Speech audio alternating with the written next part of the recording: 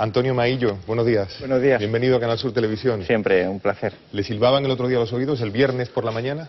¿Por qué? Porque en este programa terminamos la entrevista hablando de usted, pero vamos, directamente, en fin, desde luego con cariño y diversas posiciones. Una de ellas la de Teresa Rodríguez. Díganos, ¿la convergencia en lista de Unidad Popular está ya tan cerca que puede tocarse? Está desde luego en una situación en la que nos podemos considerar moderadamente optimistas. Y este fin de semana se ha dado un paso importante con el espacio de Ahora en Común, porque fue una asamblea formidable de miles de personas o cientos de personas venidas de toda España a Madrid. Y yo creo que hay un espacio en el que se está construyendo una lógica que viene de la calle, que es la petición de que vayamos en una candidatura unitaria todos aquellos que estamos dispuestos a hacer unas políticas diferentes a las que ha hecho desde luego el Partido Popular y a las que podría hacer el Partido Socialista. La directora de este programa, Esperanza Torres, buenos días. Buenos días, Carlos. Ahí está el invitado. Pues vamos a empezar por lo que acaba de plantear Carlos, que es lo último, porque ayer usted asistió a la Presidencia Federal, a la reunión de la Presidencia Federal, donde el candidato hasta ahora a la presidencia del Gobierno de su coalición, Alberto Garzón, anunciaba que iba a presentarse a las primarias de Ahora en Común, que en principio podrían celebrarse a primeros de octubre. Decía Carlos, si la convergencia se está a punto de tocarse con las manos, ¿eso no podría ser, de alguna manera, que se vaya diluyendo Izquierda Unida? Izquierda Unida no se diluye, la convergencia además se potencia, se multiplica, se cumple con su objetivo. Nosotros llevamos no desde ahora, desde 2008, planteando y teorizando, intentando llevar a la práctica el qué, la unión de todas las fuerzas que estamos dispuestos a hacer política de ruptura respecto a lo que se ha hecho hasta ahora. Una política de desmantelamiento de la educación pública, de deterioro de la sanidad, de pérdida de derechos sociales, derechos laborales, derechos civiles. Y en ese cambio de país en la que tiene mucha gente la esperanza, hay una evidencia.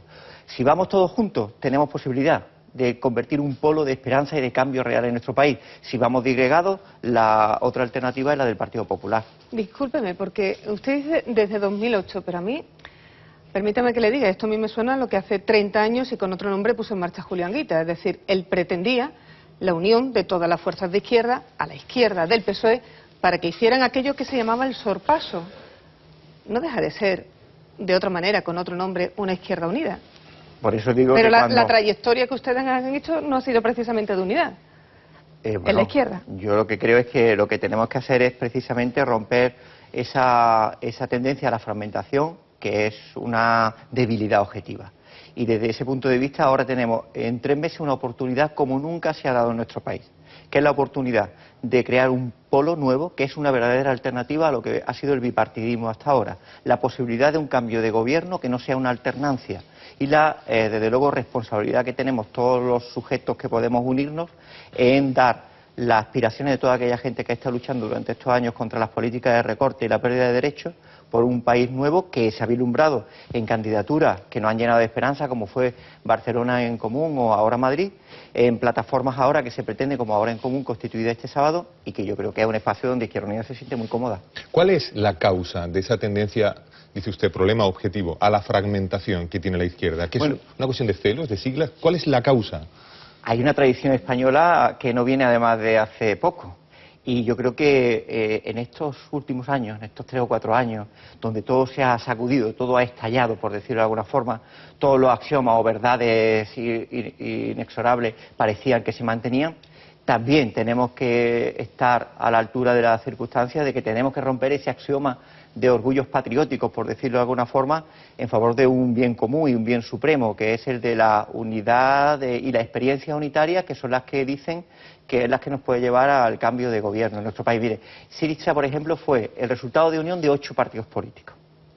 En países como Latinoamérica, Lula en Brasil no llegó solamente por el PT, llegó también por otros partidos. Cuando hablo de Lula, hablo de Correa o hablo de Mujica. Por tanto, hay una evidencia. Si vamos todos unidos, tenemos posibilidad de cambiar nuestro país. Si vamos fragmentados, volverá el Partido Popular a pactar con el Partido Socialista el futuro de nuestro país. Y hay mucha gente que no estamos dispuesta a ello. Pues en eso de vamos todos unidos, tiene matices también Podemos, con quien ha estado hablando, negociando, conversando, digámoslo eufemísticamente todo. No es lo mismo.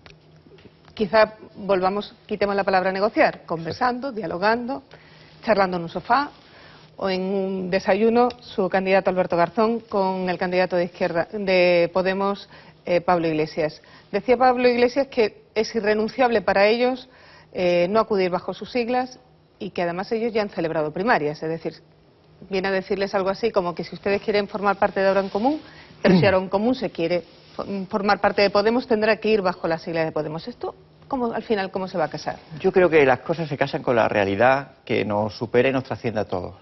Igual que es simplista valorar que la Unidad Popular o la candidatura unitaria es la suma de Podemos e Izquierda Unida, porque hay más agentes, hay más fuerzas políticas, hay más activistas, también creo que la realidad va a plantearnos un viraje si somos responsables y estamos a la altura del reto que tenemos. En esa altura del reto que tenemos, Alberto Garzón ha sido muy coherente, no desde ahora, desde hace mucho tiempo, cuando él decía: yo soy candidato a la presidencia del gobierno de Izquierda Unida, y lo es, y lo sigue siendo, pero si hay espacios donde hay más agentes que Izquierda Unida, él está dispuesto a afrontar un debate de primaria profundamente democrático para elegir el candidato o candidata a la presidencia del gobierno.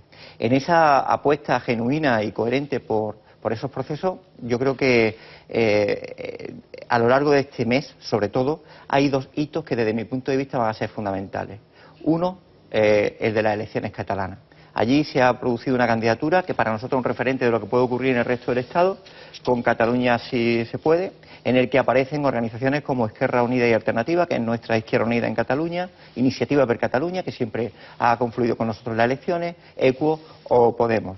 Y yo creo que ese referente, si tiene un buen resultado, va a ser el ejemplo absolutamente desbordante para el resto del país. Y yo creo que ese hito hay que tenerlo en cuenta para lo que va a ocurrir durante este mes y principio de octubre, porque tampoco falta mucho. Luego mucho tiempo. hablamos de catalanas, pero ¿un buen resultado qué sería? Un buen resultado yo creo que sería 2-1 ganar, y por tanto dirigir una Cataluña que necesita recuperar derechos sociales, donde el conflicto está en la pérdida y el desmantelamiento de la sanidad pública, de la educación pública, que ha hecho más, que ha sido el gran recortador, y por tanto recuperar derechos sociales y políticos, y segunda fuerza política que dictamine esa alternativa a el disparate de Mas. Antes de ir con Cataluña, díganos, desde la unidad popular que plantean, pero pensando en el electorado, ¿se dirige la convocatoria al electorado que se siente de extrema izquierda o a todo el electorado? Hombre, nosotros dirigimos el electorado a toda aquella gente que no está dispuesta a seguir asumiendo ni resignándose a un país instalado en los recortes y en la corrupción. Y frente a ese polo, los que queremos recuperar los derechos sociales y la transparencia democrática y demostrar que se puede hacer. Y cuando usted alude a la extrema izquierda, usted vincula a un ámbito muy reducido. Nosotros aspiramos a muchas cosas desde una claridad, que en Izquierda Unida nunca engañamos. Nosotros somos gente de izquierda, queremos un proceso de ruptura con lo que se ha producido hasta ahora, queremos crear un nuevo país, un país de ilusión, un país en que las partes, por cierto, y los diferentes territorios se sientan cómodos en un Estado federal, un país transparente y que lucha activamente contra la corrupción, y un país, sobre todo, que dedica sus prioridades de inversión a la recuperación de empleo y de inversiones. Eso es la concreción de ese nuevo país, y yo creo que vale la pena dejarse la piel en el empeño. Para ampliar el foco y no dirigirse solo a un electorado que se siente de forma cultivada más o menos de extrema izquierda. ¿Por qué dice usted lo de extrema izquierda? Le preguntaba por, digamos, la oferta que ustedes lanzan. No, perdone, pero Izquierda Unida se considera una organización de izquierda en el ámbito de la capacidad que tiene de cambio. Y quizá la definición que usted alude es una voluntad de marginalización de un proyecto que no tiene voluntad de marginación, tiene un proyecto de voluntad de gobierno. Mire, en Izquierda Unida en Andalucía hemos triplicado la población sobre la que gobernamos en Andalucía. Hemos pasado de gobernar a 500.000 andaluzas en municipios a 1,5 millones casi, entre gobierno y cogobierno. Somos una organización que tiene capacidad y lo ha demostrado cuando estuvo en el gobierno de Andalucía en un contexto muy complicado. Y somos una fuerza política que queremos contribuir a un cambio real en el que, eso sí, nosotros tenemos una voluntad bastante firme en cuanto al programa que queremos hacer. Nosotros queremos crear una banca pública que pueda incentivar el tejido productivo de nuestro país. Y queremos crear un espacio en el que haya gente, incluso gente que todavía está por definirse ideológicamente, que se sienta identificado programáticamente con lo que queremos hacer. Porque aquí hay mucha gente que lo que quiere es construir una nueva realidad, un nuevo país que está instalado en el fango y en la resignación por una parte, y nosotros queremos conformarlo en el entusiasmo y el espíritu de cambio.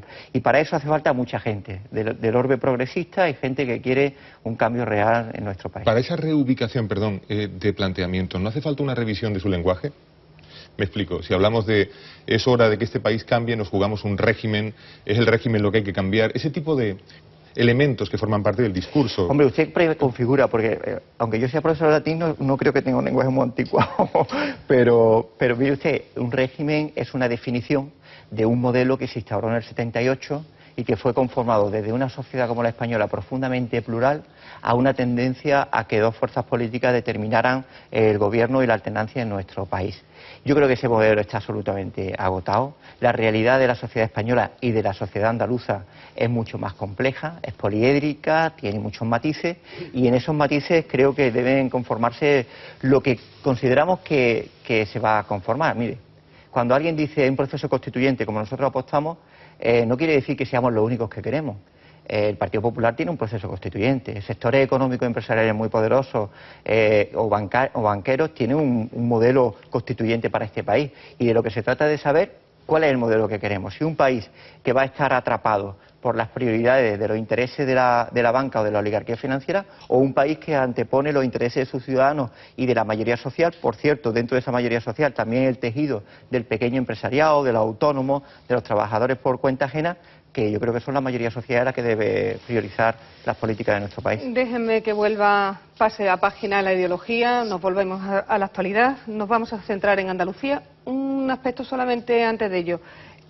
Dijo usted en algún medio de comunicación, o así se registró, que no estaría mal unas primarias entre Alberto Garzón y Pablo Iglesias. Yo lo que dije, efectivamente, que me preguntaron y lo que considero es que en los procesos de consulta Alberto Garzón ha dado un paso, que es decir, bueno, hay un espacio en el que está gente de Izquierda Unida y hay más gente.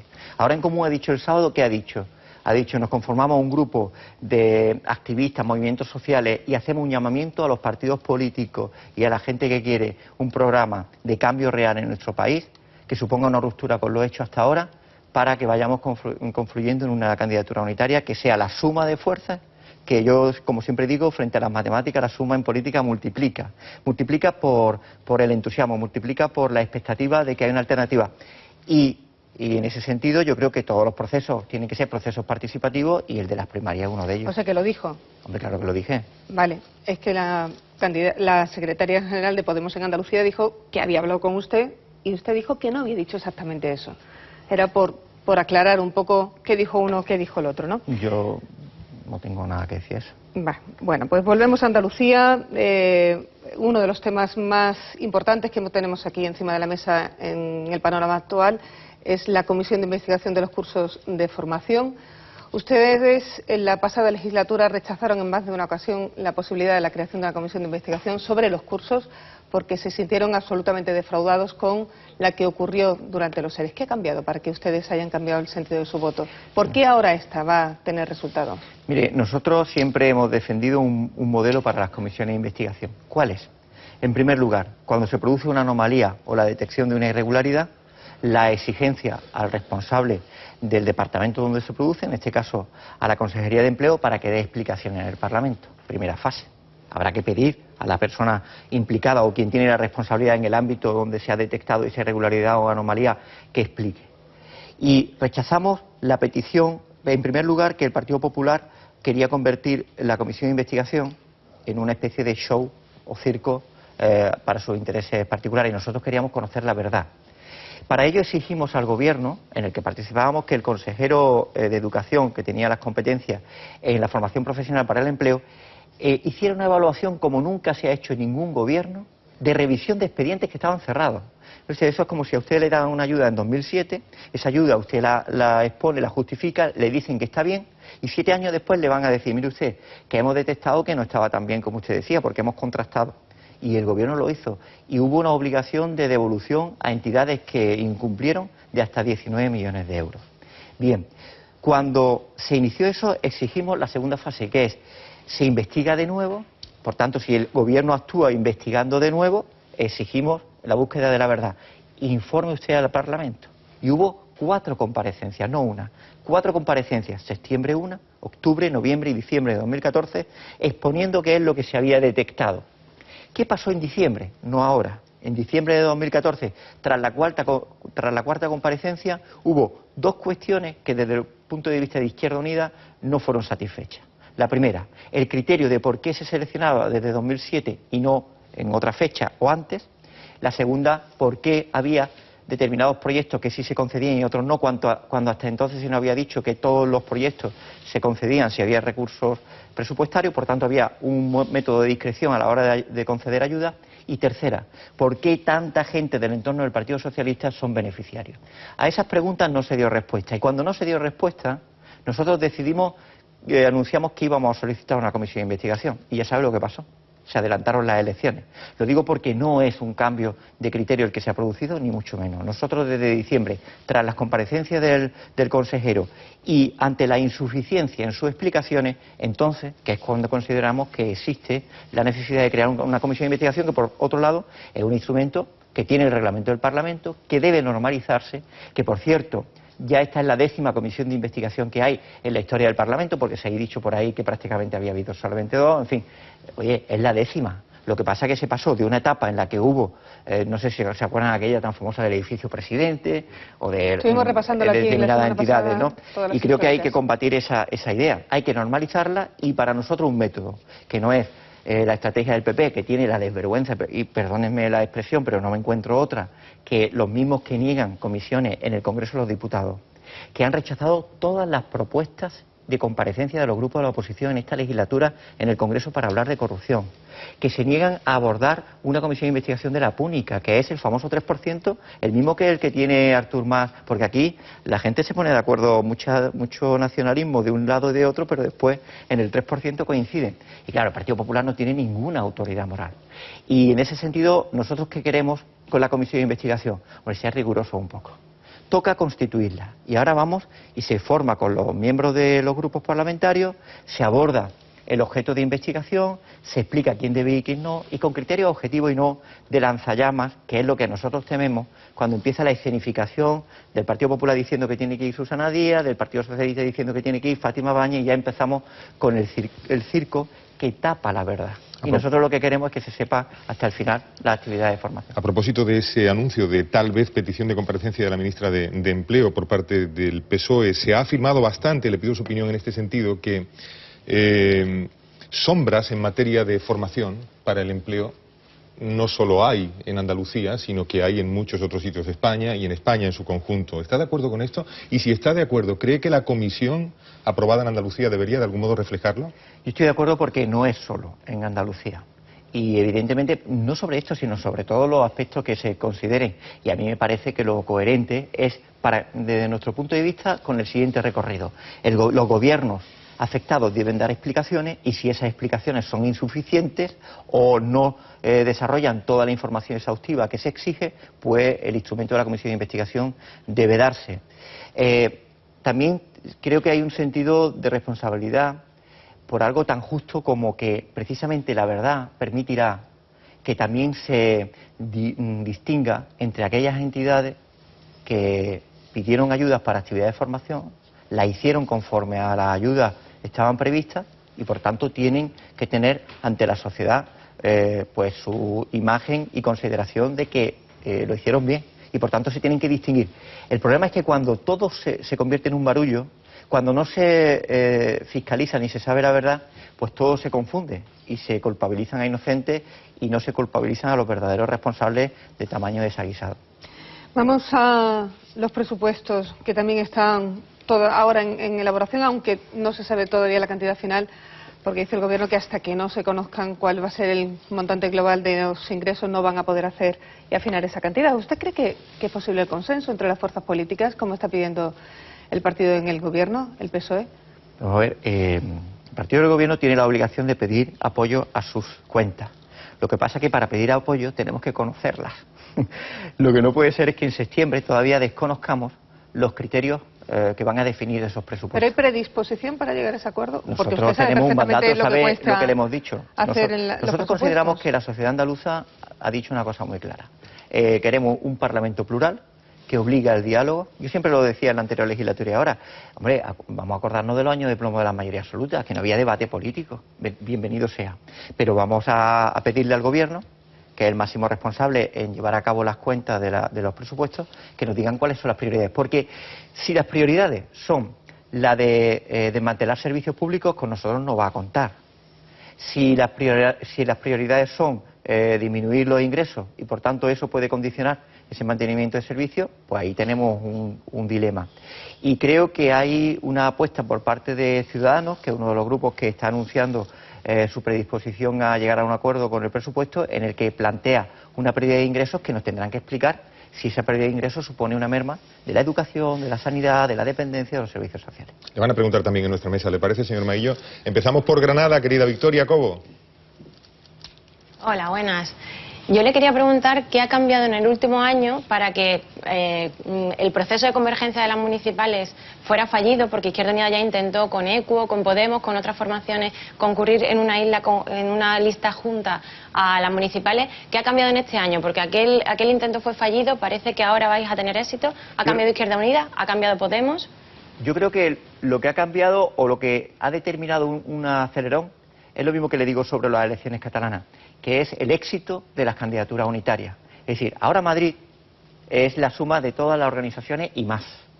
Barcelona en Común es la suma de organizaciones y de más gente. La Marea Atlántica de Zaragoza, Alicante. La constatación de que cuando se produce una candidatura en la que van todas las fuerzas a la izquierda de la socialdemocracia con una voluntad de cambio, se produce una multiplicación de esa suma. Y yo creo que los resultados de Madrid y Barcelona han sido determinantes para ese impulso.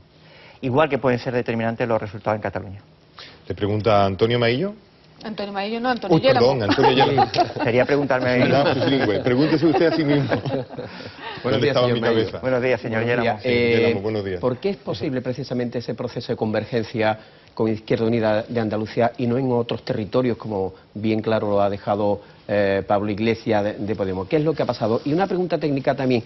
¿Qué pasa con los cuadros de dirigentes, esos cuadros tan nutridos que tiene Izquierda Unida en Andalucía, con el patrimonio que tiene, con las sedes? ¿Se difumina todo dentro de lo que es esa macroorganización que se está dibujando ya de Podemos y de Convergencia? Bueno, vamos por parte. Lo que se está dibujando es una lista unitaria, ¿no? Y en esa lista unitaria cada uno es lo que es. Y nosotros no vamos a dejar de ser lo que somos. Y en segundo lugar, a lo que usted no he entendido la primera parte de la pregunta. ¿Por qué es posible esa convergencia entre Podemos e Izquierda Unida, tal y como lo ha apuntado Pablo Iglesias, en Andalucía y no en otros territorios? Bueno, yo creo, insisto, que este carácter de lista unitaria trasciende a las dos formaciones políticas a las que usted alude. Una de ellas, de la que yo soy responsable. Yo creo que hay que tener una visión ambiciosa y muy integral y muy integradora. De más gente que cualitativamente también incorpora muchos detalles y muchos ámbitos programáticos y de visión del cambio.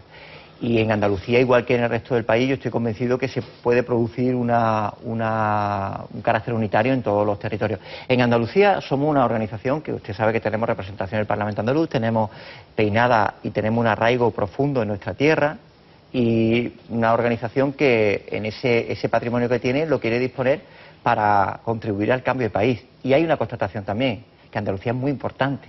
Usted sabe que quien no gana en Andalucía no puede ganar en el resto del país. Y yo creo que hay una oportunidad formidable para ganar en Andalucía lo que puede ser el motor de un cambio de gobierno en Madrid, en el gobierno central en diciembre.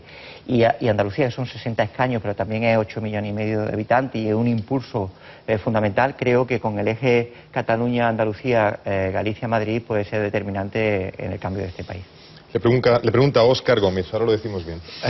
Muchas gracias, Carlos. Buenos días, señor Maillo. Buenos días. Hablaba usted de hitos políticos que están por producirse. Yo le quiero establecer una analogía entre hitos políticos que se han producido este mismo fin de semana. Uno de ellos es el de la puesta de largo, la constitución formal y pública de Ahora en Común. Usted lo comparaba con Syriza y con algunos ejemplos de unión también en América Latina. Pero yo me quiero referir y establecer esa analogía a lo que ha pasado también con el Partido Andalucista este fin de semana, que también realizó estos experimentos de unión, de agrupación de distintas sensibilidades, de andalucismos entendidos de distinta manera a lo largo de 40 años y que tristemente ha desaparecido como opción política. La pregunta es, ¿por qué no le va a ocurrir a la izquierda que usted representa lo mismo que le ha ocurrido con estos experimentos de unión y de desunión al andalucismo? Bueno, no hay experimento, hay análisis de la realidad y una constatación. es que nosotros lo que hacemos es que desde la unión de fuerzas lo que vamos a multiplicar la potencialidad y la influencia que en el futuro de esta organización y de todas las demás, y sobre todo de las políticas, que es lo importante, porque de lo que se trata es de qué modelo de país queremos, y no es en absoluto comparable. Estamos hablando de una fuerza política que decide acabar con una historia producto de la falta de apoyo popular, y eso no se ha producido en Andalucía, en nuestra organización, donde usted sabe, y lo decía anteriormente, que en las elecciones municipales hemos tenido un magnífico resultado y triplicado la capacidad de influencia de los gobiernos municipales. Y lo que se produce en este análisis es que ahora mismo, como nunca antes, que eran unas elecciones muy resignadas a si ganaba el Partido Popular o ganaba el Partido Socialista, nunca antes se ha producido la posibilidad de que sea otro polo el que pueda ganar la elección en nuestro país. El otro día me decía un operario, al pasar por la calle, me decía: Maillo, hay que unir todos juntos para cambiar, para que el Partido Popular pierda las elecciones, pero no para que el Partido Socialista las gane, que sea el Partido Socialista el que os vote a vosotros. Bueno, pues a ese reto es al que nosotros aspiramos. Antes apuntábamos Cataluña, señor Maillo, y me gustaría que nos dijese qué le parece esa iniciativa de tercera vía que distintos sectores promueven. Bueno, yo creo que en Cataluña, a mí lo que me parece es que el debate territorial es un debate que está cargado de mucho carácter emocional, y el reto de la candidatura en la que Izquierda Unida está, que es Cataluña sí se puede, es una oportunidad de plantear el debate en los términos de la realidad. El 27 de septiembre se elige un gobierno, no se vota la independencia, se vota un gobierno que no es lo mismo un gobierno conservador a un gobierno de izquierda que intente recuperar lo que Artur Mas ha desmantelado y que ha hecho una gran operación envolvente bajo el debate sobre la independencia. Y yo creo que la mejor opción desde mi punto de vista, y es la que defendemos, es un Estado federal donde las partes tienen que sentirse cómodas, porque tampoco se puede estar con sensaciones de humillación consciente a la gente para llegar a un acuerdo. Uno tiene que llegar a un acuerdo escuchando al otro, y escuchando al otro para que se sienta cómodo dentro del Estado. Nosotros apostamos, como usted sabe, por un Estado federal y solidario, en el que las partes sientan que pertenecen a un Estado en el que conjuntamente pueden desarrollar una sociedad mejor. O sea, ¿le parece bien la tercera vía? Bueno, es que la tercera vía es otra cosa, porque lo que plantea la tercera vía es una especie de suerte de equidistancia en un contexto actual, pero no definen claramente lo que es, y lo que me temo mucho es que esa tercera vía se está convirtiendo en una especie de, bueno, ante los extremos nosotros somos la centralidad, pero no nos dicen si apuestan por un Estado federal o por un aumento de la competencia autonómica, no solo de Cataluña, también de Andalucía, y del modelo de financiación, que es prosa. Es verdad que es menos llamativo para el debate político, pero es la clave para saber si después se produce una verdadera autonomía o no, ¿no? Pero si repiten lo de modelo federal, lo repiten mucho. Lo que pasa es que el problema de la tercera vía que se ha instalado es un problema muy coyuntural, que es como una salida de socorro para buscar un desahogo ante un conflicto muy extremo entre dos nacionalismos que se retroalimentan, el de Mas y el de Rajoy. En fin, que estamos terminando, señor Maillo, y la tercera vía habrá que preguntarle a quien ha presentado la propuesta de la tercera vía, y vamos a ir concluyendo esta entrevista con una cuestión que voy a remitirme también a la entrevista de Teresa Rodríguez de este viernes pasado aquí en esta mesa, porque dice que con usted no ha tenido más conversaciones que aquellas de las que se mantienen por los pasillos en el Parlamento, porque comparten un espacio común, físico. Decía, ¿con usted o con el conserje del Parlamento? Bueno, ¿de verdad que nos han visto? Bueno, no, vamos a ver, nosotros nos vemos en el Parlamento. ¿Más allá de los pasillos? Sí, no, tuvimos un encuentro, y tampoco quiero decir que se trata de que... Yo creo que el protagonismo en este momento y en esta fase de la confluencia debe ser, y en ese sentido legitimarlo desde los dirigentes políticos, el protagonismo de los participantes en los espacios de confluencia que está habiendo en las provincias y el que hubo en Madrid. Ese protagonismo da mucha legitimidad a un movimiento entusiasta y desbordante, que después sepa ser canalizado para convertirse en una alternativa de poder. Y en ese sentido yo creo que en ese protagonismo yo me siento muy cómodo con que la gente en el debate transparente y diáfano construya estos espacios en los que nosotros estaremos con mucho entusiasmo y alegría de convertirlo en una realidad. Sí, los consejeros del Parlamento se llaman Ujieres, pero ella nos dijo conseje directamente. Y saben latín. Han sido alumnos suyos. No, Han sido alumnos suyos. Son el alma del Parlamento, Sí. son los que permanecen frente a los... Exactamente. Señor Maillo, Son los que ven pasar. es un placer hablar con usted. Por cierto, nos parece que forma parte de la realidad la tensión territorial, y es por eso por lo que nos interesa mucho la opinión de la izquierda también en torno a esa respuesta al embate o al reto territorial que plantea la que se hace llamar tercera vía. Por eso eran mis Fíjate, preguntas. hay un síntoma que me ha llamado la atención. Yo al final voy a ir a Cataluña 4 días. Si hay una demanda de que vayamos referentes de otros territorios a una Cataluña que existe también, que es una Cataluña solidaria, una Cataluña que quiere al resto del país. Y nosotros desde la izquierda me ha llamado la atención que al final iba a ir 2 días y al final voy a 4 y puedo pulsar realmente cómo es el termómetro de allí. Que es un placer hablar con usted. Igualmente Se lo le digo, decimos siempre. don Carlos. Gracias por estar en Canal Sur Televisión, la televisión pública andaluza que está para esto. Muchas Buenos gracias. días. Buenos días. Bueno, vamos a